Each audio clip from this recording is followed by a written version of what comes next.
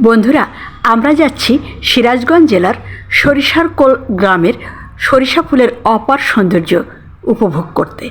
আর আমার সাথে রয়েছেন কবি SKA হাসান। পশ্চিম আকাশে সূর্যমামা মেঘের আড়াল থেকে উঁকি দিয়ে তাকিয়ে আছে।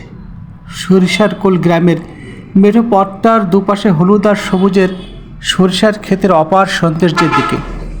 কাঁচা গোবরের গন্ধ আর সরিষা ফুলের গন্ধ সংমিশ্রণ হয়ে বাতাসে প্রবাহিত হয়।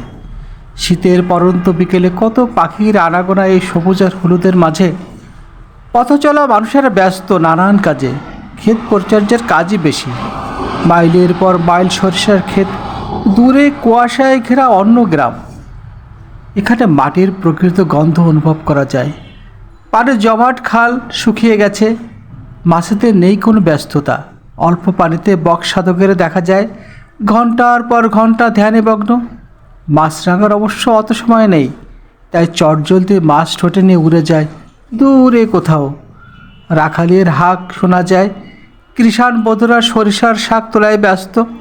অনাবিল সৌন্দর্যের ঘেরা এই সরিষারকোল গ্রামখানা সিরাজগঞ্জের শাহজাদপুরের অদূরে তার অবস্থান। সূর্যমামা হেলে পড়ে পশ্চিম আকাশে।